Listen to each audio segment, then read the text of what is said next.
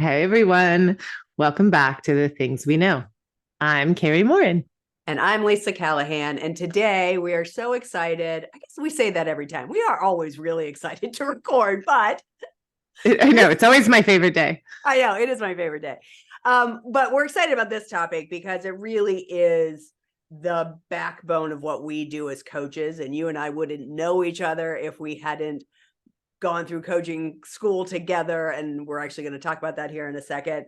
And so it really does light us up. And it feels like we have one more episode after this, but it's a nice lead into the new year. And that is to talk about transformation, and specifically the stages of transformation that typically take place when somebody is ready to reach a goal, and it doesn't just, you don't just say, oh, I'm going to do this and it happens overnight. There are stages that you go through that you have to work through to have true transformation.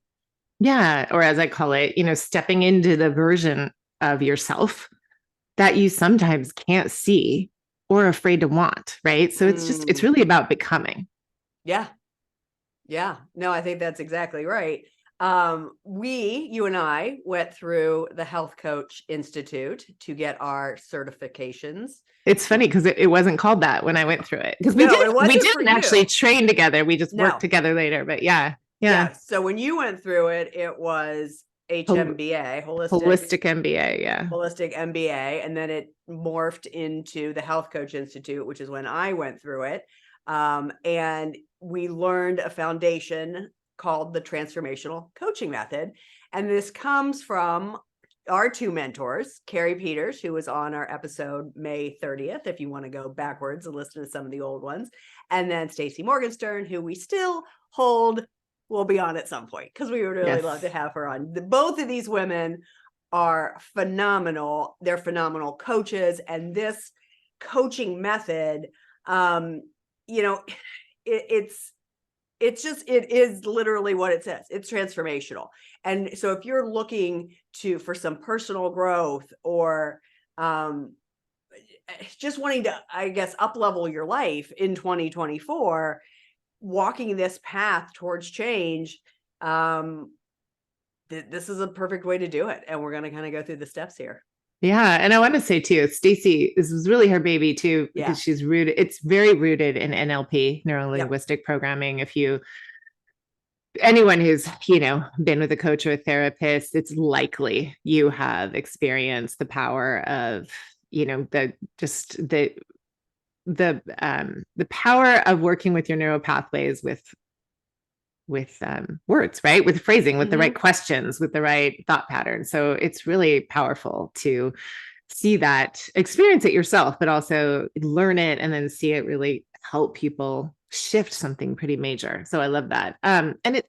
The word transformation, one of the reasons I think you and I wanted to talk about it, besides the fact that it's like, it's what we do and we love it. It's the name of your business, Transformation for Real. I mean, really, your coaching business. I think for people, it sounds complex, right? Especially when we're talking about makeovers, or like a home makeover, or like a transformation that a company or a community or an organization is going through. Sometimes that takes years.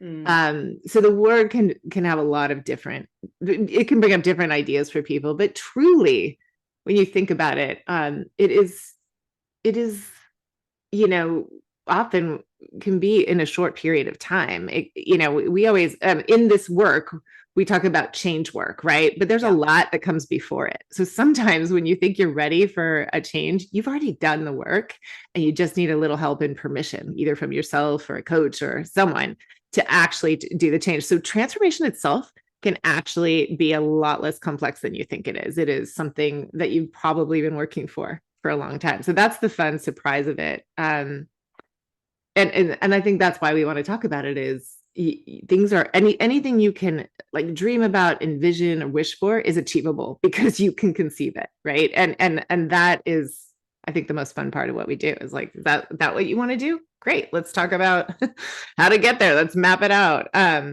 So that part I think is less daunting and more fun. And I just think it's so beautiful when you're ready and you surrender to believing in yourself and your dreams, no matter what. And what I love about you're like, one of the things that you say right off the bat, if people are learning about you, is like, I believe in you until you believe in you. Right. Yeah. So I think when you have a goal or something you're trying to change in your life, something you're trying to achieve, something you really want to experience, it really helps to find someone who can hold that vision for you while you're working toward it, so that when you have a human moment that we all have of like, oh, this isn't going to happen, that you've set up that not just person for accountability, but a person for support to say, you're going to do it. Remember, I'm over here at the finish line. I'm right here. You got this. And I think that that's what's so wonderful about it. Yeah. I mean, so a couple things that I'm hearing that I love.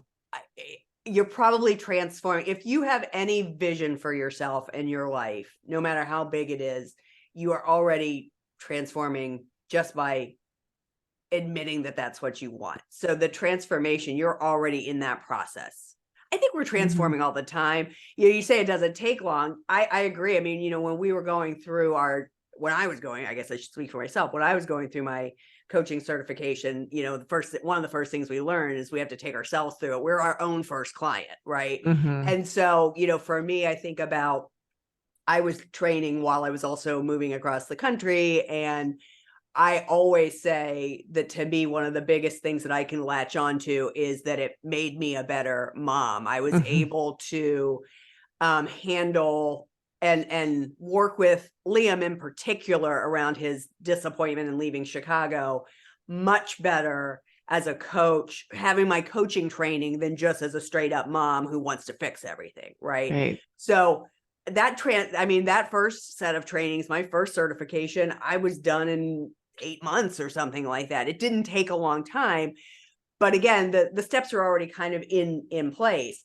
And then, I mean, I honestly think my favorite part about coaching is when one of my clients is having a moment where they're losing their shit and they reach out to me. I use the app Voxer, and they will Vox me and say, whatever they want to say. And then I get on and just say, you got this. You've done this, this, this, this, this. And I'm able to point out to them, again, those tiny steps they've already made towards transformation on the way to their big goal. I actually, it's funny because it's part of my coaching program, and not all of my clients use it. I think they feel like, oh, I shouldn't get in touch with her in between sessions. I'm like, no, that is what I'm here for. You have access to me, all working days. And I love it. It makes me so happy every time when I can just and then they respond back. That's exactly what I needed, Yeah. Because when you're in the weeds of your life, and you have a down moment, it is really hard to see the forest for the trees. Yeah. And that yet, like, if you look at like you said, forest through the trees, it immediately made me think of animals. Like, most of them don't have the complex brains we have, so they don't get in their own way, which is something, PS, that's what we're going to get to in a minute here. But I've always loved relearning with my kids. And PS, I have said the same thing so many times. If I hadn't made any money as a coach, and thankfully I have, it would have been worth every penny just investing in that training and education, even more than my master's degree, I got to say, because I am a totally different mom. I'm different in relationships than I would have been, because it gives you, as like to quote Stacey, like, you're expanding the menu of choices in ways like that you can respond to anything, right? Yeah.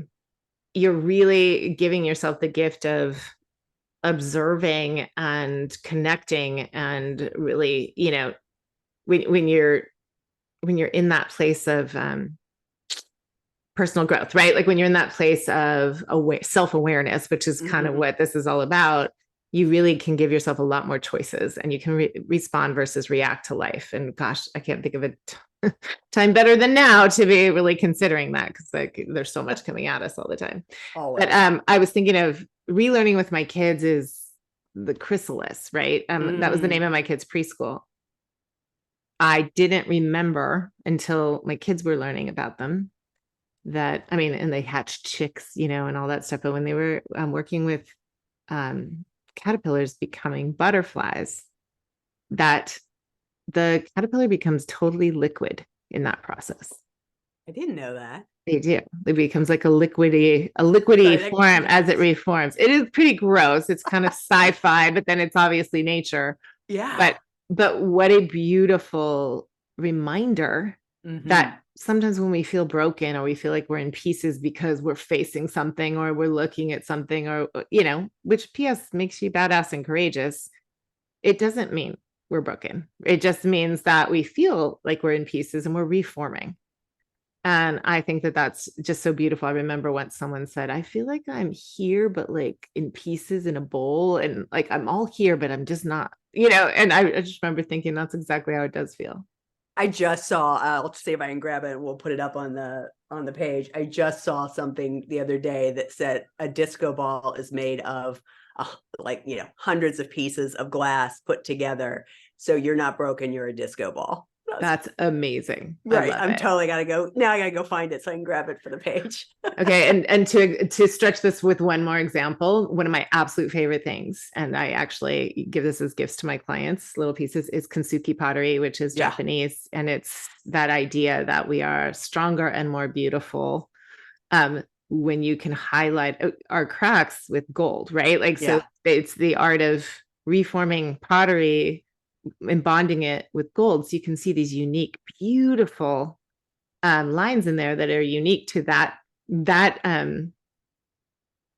like whatever accident that was, right? Whatever Right. injury that had, and it makes it stronger and unique and more beautiful. And I think that that is just such a beautiful reminder that of transformation. I think it becomes Yeah. a more interesting piece. Yeah. Yeah.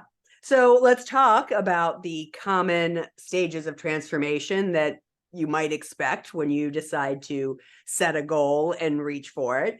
Now, these steps might vary person to person, and you might stay in different stages longer sometimes, even with different goals. You might stay in different places at different times. But these are essentially the 5 general steps that we learned going through the transformational coaching method, again, that came from Stacey Morgenstern and also Carrie Peters. Yeah, and I also think we've generalized them a little bit here because you're going to find a lot, like there's so many different beautiful curriculums out there and coaching methods, and this is more similar to the one we learned, but not exact. Yeah. Yeah. Yeah. So I think the first stage is, awareness and acknowledgement, right? This is where you get this opportunity when you decide that you want to shift something, and maybe you're sitting with a coach, or maybe this is something you're taking yourself through, but this opportunity to like really kind of sit back and say, what is it that I don't want to experience anymore? What is it that I do want? What is it that I desire? So it's really like recognizing your need for change, and it involves acknowledging the present state. Like what is your current situation? What's the behavior? What system are you operating in that isn't ideal or sustainable anymore? And maybe, we always learned that like the present state is better than what it replaced. So it also isn't like making it bad. It's just recognizing that it's time for a change, right? It's just, it may have worked for a while. It's not working right now. So awareness can come from personal reflection, feedback, or even external factors that necessitate change. Like something comes to you and makes you really aware, oh, I need to change something. Right. And then also it just allows more choice right away. Just observing yourself and really like just taking that minute of like awareness, which is a pause. It's a, kind of stepping back and saying, what's going on here? It's taking a survey, but it's observing yourself in situations and seeing all the possible paths. And it helps you remove the emotion from it just to have that pause. When Yeah. I was thinking with that pause, I think it's important to take the pause with no judgment, Mhm. right? Because if you're noticing, oh my gosh, the way I've been doing such and such is no longer working for me, I think it can be real easy to be like, what's wrong with me? And that's not necessarily the case. It's Right. just that however you've been walking through the world in whatever situation it might be, it worked up until now. And so, again, in coaching, we often talk about say thank you to that part of yourself that got you to this day. And now you're ready for an upgrade. Now you're Mhm. ready to take it to the next level. But I think if you look at it and you just immediately go to judgment, it's going to be really hard to move forward. You're not really stepping back at this point. You're getting down into the muck of it all. Totally. Yeah. So then, okay, you now decided, you've acknowledged, and you're aware that something needs to change. So the next step is setting some clear goals and visions. And this isn't, when we're talking about, probably most people have heard the idea of a SMART goal. When you're setting goals, it should be as specific as possible. I think there's a place where it is specific, but also you don't necessarily need to know the how you're going to get there just yet. But it's like, I want this thing. I want to change this. When you get really broad and nebulous, it's hard to make a strategy to move forward. And so with the specificity, that's always so hard for me to say, with the specificity, it makes it easier for you to recognize, okay, how do I need to be resourced? What are the steps that I need to take? Is there a timeline? A SMART goal, the T is time bound. So specific, measurable. Can never remember all of them. I know. I'm sorry. I'm putting you on the. I know time bound's the last one. I know realistic is R. A is always the one I have a hard time with. I know. Achievable. Duh. Achievable. Well, I was going to say achievable, but yeah, I think there's sometimes specific, measurable, achievable, relevant, time bound. Relevant. Yeah. Yes. So knowing timelines help immensely, because again, you could say, I want to lose weight. I think you meant, maybe you were thinking attainable, achievable. Yes, I was thinking of attainable. Yeah. Thank you. Yeah. But in figuring that out, in understanding the specificity of it, you might also be able to see where the obstacles lie. And with knowing what the obstacles are, then you can resource yourself accordingly. Do you need to change your environment? Do you need to have somebody that is holding you accountable to your highest vision, that isn't just a friend, because there is value in hiring a coach, putting some money down on the table to have that sort of buy-in, skin in the game type thing. Love that. Anything else you'd like to say about it? Well, I was just thinking about that.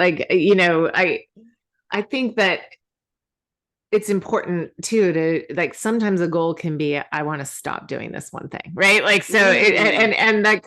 If you're working with a coach, for example, or therapist or anybody really, who's kind of walking that journey with you, I think it's really important to go deeper and find out, because sometimes what we think are our goals are what we think we're supposed to want. Yeah. And so sometimes just having someone there to go, what's important about that? And what's going to happen when you, and then what? When you have that, then what? And what's that going to mean? And who's that going to benefit? The why it's not even the why, but it's just, it's the the pencil sketch of this vision, and you're coloring it in. Okay.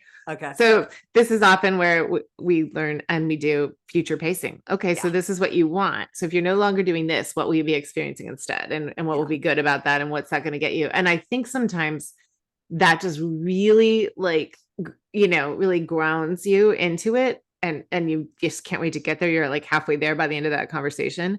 Or very importantly, it can reveal that that's actually not really what you want.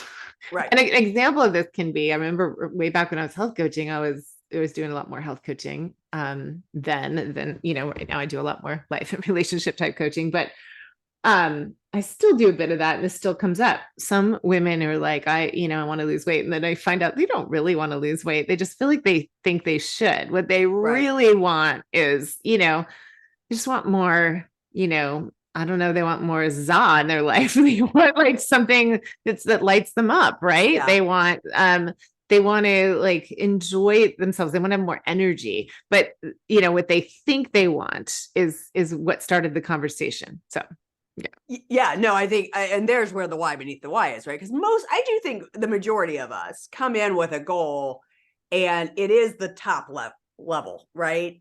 And whether that is the ultimate goal or not, if you don't understand why you want it, the minute it gets hard, you're going to run away, Mhm. so the more you can dig down what's important about that, what's important about that, what's important about that, the more it roots in. I think, I feel like asking that every time you ask that question, I feel like every time a coach asks that question or you ask it of yourself, another root grows to Totally. hold you in that vision. Right. And what's interesting is it doesn't always happen. And we know as coaches, like the goal is never that someone cries. But if emotions do come up, that's emotions or even a yawn, if something like physical with the nervous system starts to happen when they start to answer those questions, that's usually where we go, oh, there's something there, right? Because there's Yeah. something about this that needs a little more attention and love. So yeah, I think Yeah. when you're setting clear goals and vision, it is really important to be asked, is that really what you want? Mm-hmm. Yeah. Yeah. Okay. And the next one is, how I describe it is clearing the path, right? It's okay. So now that we know we want to go there, we know that you're here and you want to go there. Now let's look at like what gets in the way. We might not see it all yet, Right. right? During this transformation, some more things, it's like whack-a-mole, some more things might pop up. But what do we know right now is in the way? Otherwise, you would be over there. You would Totally. already be there. So what is it? What's getting in the way? What no longer serves you? This could be, it really is this invitation constantly. When you've committed to transformation, you're going to be met with your most limiting beliefs and your most limiting habits. And you get to, without judgment, really understand how they've been serving you so that you can then, kind of release their power over you. So you can move forward towards the beliefs that are going to create and support the experience you want. And there's a lot of ways to do that. It's not just like, okay, let's get rid of it. Sometimes that requires a lot of pausing and reflection and love and, really giving yourself permission to let that go. Well, And I think even as you're saying this, like I'm getting this vision of back and forth even amongst these steps, right? So you clear the path, and like you said, you see some obstacles right out of the gate, but then new ones come up back, which means okay, you may go back to step one and acknowledge and be aware and acknowledge, and you may tweak your goals, and because you. growth is cyclical. I mean, it's not linear for It's sure. not Yeah, linear. it's Damn it's it. oh, Damn I it. know, right? A to B. Wouldn't that be awesome? But There's it's not. so many times in my life, I'm like, why am I back here? And Mhm. someone wiser than me, usually coach, is like, well, you're not totally back here, but Right. like you recognize this here. So the learning finally will come a little easier, right? So it's Yes. like I'm back here to finish learning this lesson, I guess. Yeah. But damn it. I I wish know, right? linear. And I think like the cheat sheet on this stage is that PS, it's usually you and your beliefs that are in the way. It's really nothing else or no one else. And so Yep. that's the good and the bad of it is learning how to get out of your own way, learning how to give yourself permission to stop shitting on yourself and shooting and shitting on yourself, right? Like it really is amazing because we listen to nobody more than we listen to ourselves. And I Mhm. have never, myself included, never been part of this process with anyone, which is a total privilege, as you and I would agree, and heard that people are nicer to themselves than they are to others. It's always the other way around. Always. Yeah. We would never speak to our friends the way we speak to ourselves. And again, therein lies when having someone in your corner, a friend, a family member, a coach, whatever, whoever it might be, that can see what you can't see. Because Mhm. as these new obstacles show up, as you start to think, oh, here I am again, I've reverted all the way back. That's never true. You never revert all the way back, but you might stumble. Stress will do that to you. The success is in recognizing and getting out of it again. As Exactly. right. Right. Totally.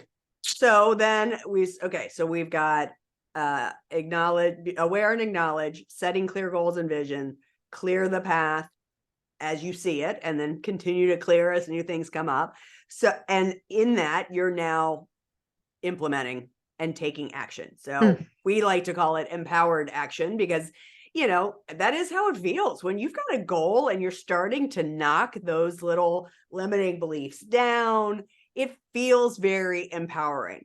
And so as you decide this is the thing I want, I mean, the podcast is a perfect example, right? We decided we were going to do this podcast, and we hired a coach, we hired a company to help us launch, and then everything we do to create this podcast has become non-negotiable. We record on Thursdays. We have a very set, you do pieces, I do pieces, and nothing gets in the way of getting this up, because this is what we want. This is the goal we have, is to have this out and to more people, but without action, what I heard this a long time ago from another coach, information without implementation is clutter. So if you're in that place of, okay, I know what my goal is, but then you do nothing, I'm going to research, I'm going to do this, okay, but then you don't put yourself in action. I mean, what is there? You haven't done, there's no point. That's a huge irritation for both you and I. I want to say too, like, taking empowered action might sound intimidating. So we say something else as well, which I think is key, just key for some people, because so many people come into this process with so much perfectionism, is take imperfect action. Imperfect action. Imperfect. Take imperfect action. Yes. Because did I not say that? I don't know. You did. It just the way you rolled it. It sounded like take perfect action. No, like take imperfect action, right? Yeah. Like, go forward. Just do it imperfectly. Just take action and learn from it. There's no failing as long as you take action, and it can become empowered action because you did it, right? So it doesn't have to feel empowered before you do it. I think is really I love important. That. Yeah, I guess you're right. It probably feels, especially at the beginning, right? As you keep taking action and you feel empowered after each thing is moved forward, I think there's a place where now everything feels like, okay, I've got this, right? But you're right. At the beginning, it is about failing fast and taking opportunities. There is no such thing as perfect. Side note. And actually, like, perfect is kind of boring. I remember Kate McKinnon was on Riding in Cars with Comedians, with Jerry Seinfeld. And she was like, I don't know what to do with myself if I'm at an event or with someone where things go according to plan. There's nothing for me to work with. Like, I'm nervous unless there has to be like a mistake, a tragedy, a total, like a mini catastrophe. And then it becomes memorable. Then it becomes something to play off of and work with. And I remember thinking, that's so true. And thankfully that's my life, because there's so many, there's just so many. When you have 3 kids and you're trying to like juggle a few jobs, and it's like I've got, a couple of businesses and a job. So nothing goes according to plan, and that's okay.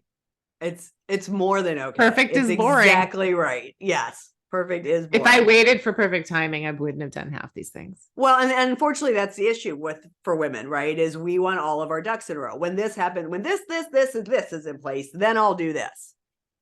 There's always something that's not going to be in place. So if you wait for the quote unquote perfect time, you will never, ever do it. Unless you're Liam going to his girlfriend's house, in which he would be there at the perfect time. That harkens back to a much long ago episode. That's my favorite story.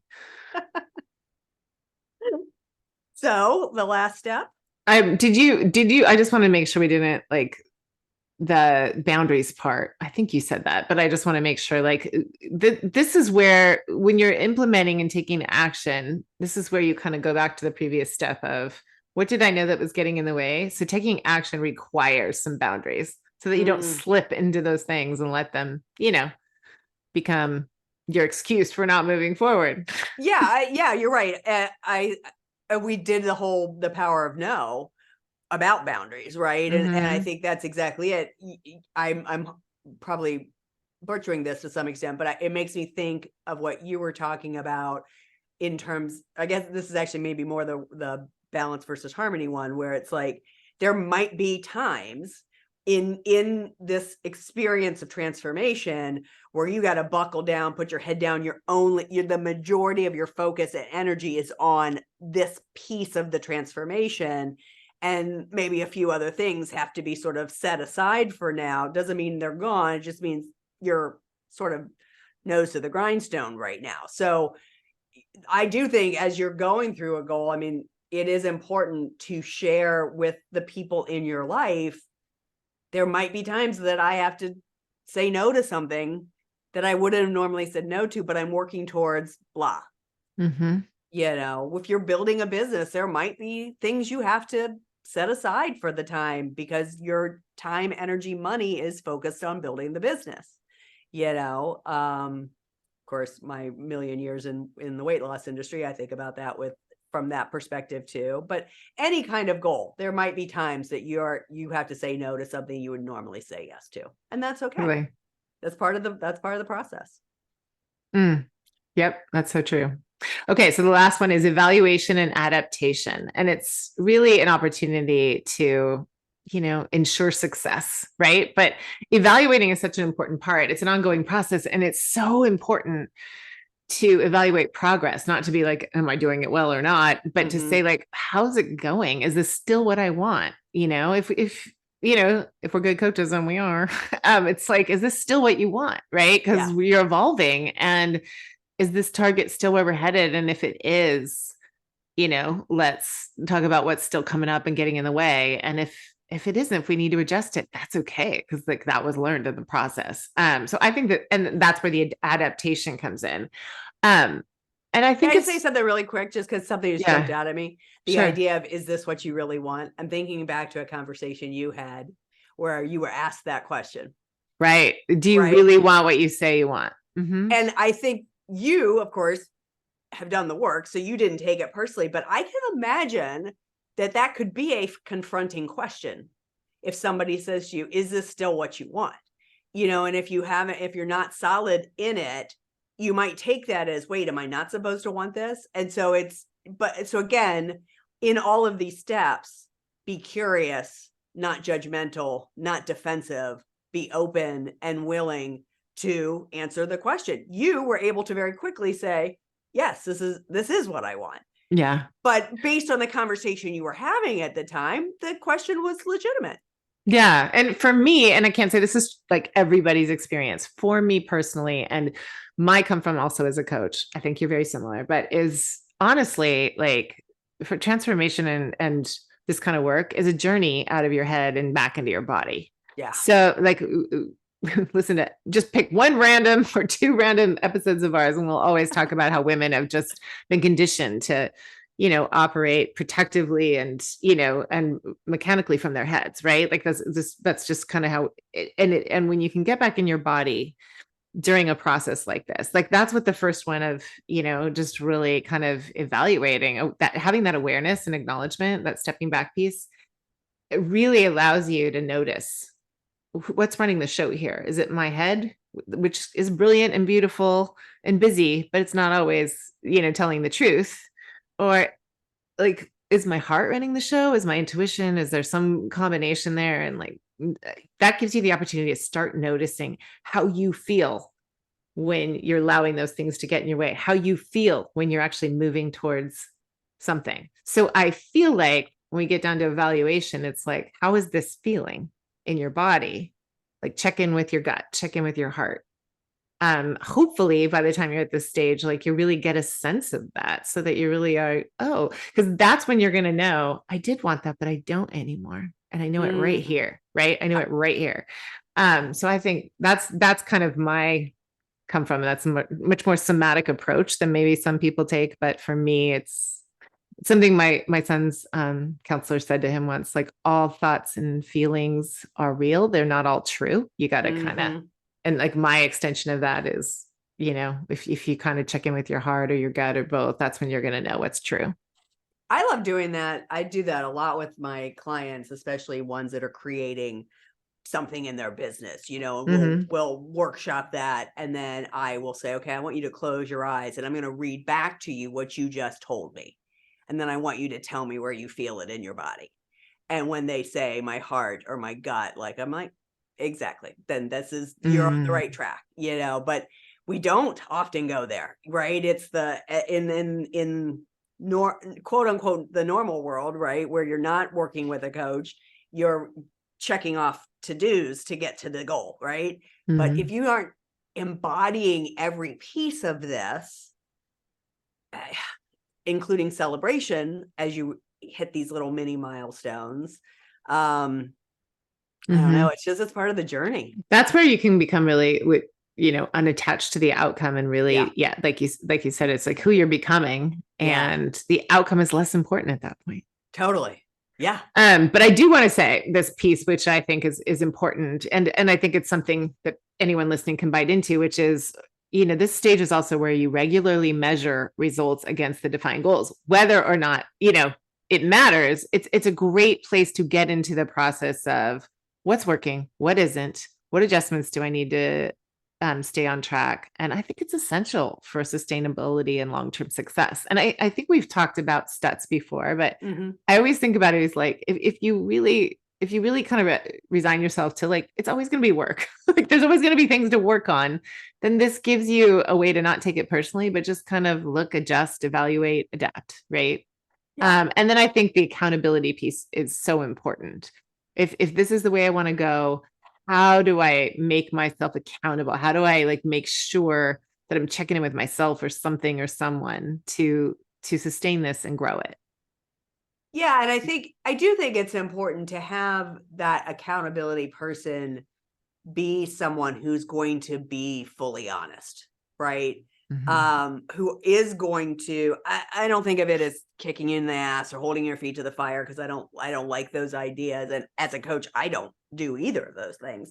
But it is, that person, whether it's friends, family, spouse, partner, whatever, I hope you pick somebody who sees the vision with you and holds you to it and will steer you away from the judgment and into the curiosity. I love the question, which again I heard from Stacey Morgenstern: what's going well, what would I like to see more of? So even as you're evaluating, it's always from a positive, forward thinking moment or motion than, well, this went wrong and this went wrong and I wish that had happened, because there again, you go down to the judgment rabbit hole. I love that. Well, I think that these are good. So these were five. And you could Google this, you could find 6, 10, 3. I think these are very similar to the five we learned, and it's kind of our own interpretation of it as well. Well, and it is, yes, I agree with you. And it is the way we coach. I mean, yes, there, you can go Google stages of transformation. You're going to come up with some different language in different ways. The point is, as I already said, this is not linear. It's a lot of back and forth and up and down and twisty turny, and that's okay. It's not, transformation doesn't happen overnight. Sometimes it happens quicker than others. But I think you nailed it at the beginning. It's not scary. Mhm. And so if the idea of transformation, like if you hear us say transformation and your heart catches a little, I'm going to invite you to relax into it, because, oh my God, where would we be if we didn't keep transforming? Well, You know? speaking of inviting, how would someone work with you? Well, you could go on to transformationforreal.com. My calendar link is in there. We will have Kari and I's calendar links in the show notes as well. So if you would like to have an exploratory conversation, you do have some visions of what you would like to see in 2024, reach out to either one of us and schedule a complimentary call, and we'll see what we can do. You might talk to me and I'll say, you know what? I think Carrie's a better person for you. So how would they see you? Not because I won't like you or that I won't want to work with you, but Carrie and I, we have a lot of the same skills, but we also have a sweet spot. And your work around inner game, limiting beliefs, I just think no one can do better than working with you on that sort of stuff. Mm. I'm a little bit more straightforward. No bullshit. I I think you're a lot of both. I think you're a lot of both. And I always think when I see anybody, especially an entrepreneur, but actually anyone in their professional life, struggling, or even, it doesn't even have to be professional, it could be a creative life, struggling to like bring a vision to reality, Yeah. Like, I know the person you need to work with. You're so good at that. You're so good at that vision for people. And we've both worked with the same people before. And I love Yeah, it's super the fun. overlap. But the other thing that's true is we both know a ton of amazing coaches. And Yeah. I send people to other people all the time. So do I. Yeah. Start a conversation with one of us and you'll end up with the right coach for you. Yeah. But how do they find you other than the link up top? Well, my website is still in flux. It might be by the time this comes out, it should be out, but I would say email me, Kari at cravevitality.com. Yeah. Kari at cravevitality.com. And I will send you the link. But my link for my calendar should be in the show notes. So yes, well, that's what I meant. We'll put the link to both of our calendars in the show notes, and you can schedule a time to explore what could be possible for you in 2024. And of course, we've got the retreat in January. So that's another great place to explore that. Woohoo. But you've already heard the commercial for that. So awesome. So we were going to do a song, right? As always. And we chose Diana Ross's I'm Coming Out, which is perfect because I said disco ball, and this is a total disco song. It is. I love it. I'm coming out. I mean, how do you not hear that song and want to start dancing? Let it show. I know, I love it. So the lyrics I chose, but I could have chosen any of them, was there's a new me coming out and I just had to live and I want to give. I'm completely positive. I think this time around I am gonna do it like you never knew it. Oh, I'll make it through. The time has come for me to break out of this shell. I have to shout that I am coming out. A change will do you. Oh, wait, no, that was the other one. I'll edit that out. Except for YouTube. I am coming out. Is it hard for you? It's always hard for me not to sing when I'm doing the lyrics. Is it hard for you? Not really hard to me because I hear it. Right. And the cadence of it. But like really, you never knew it. Oh my God. And it takes me back to my basement and the K-Tel albums. I am aging myself, but oh my God. I remember it's some I went to an all-girls private school and it's some retreat. I think it was my sister's class. They did something some sort of opening to something dance. But it was to get everybody kind of gathering for something. And they did this whole dance to it. It was super Love cute. It. Yeah. Well, the penultimate for season 1. That is our second to last. We'll be back next week with our final episode of season 1 of The Things We Know. If you have been enjoying this, obviously we'd love for you to share it, but really we'd love some stars on Spotify and a rating and a review on Apple if you have a chance. That could be your holiday present to us. Yeah, and our holiday present to you is that we are going to keep showing up and we are going to keep listening and collecting and responding to all your wonderful ideas as well. So please let us know if you follow us on social or if you get our weekly newsletter. And if you don't, go to thethingsweknowpodcast.com and sign up. Right. All right, everyone. Happy holidays. We'll see you next week. Bye. Bye.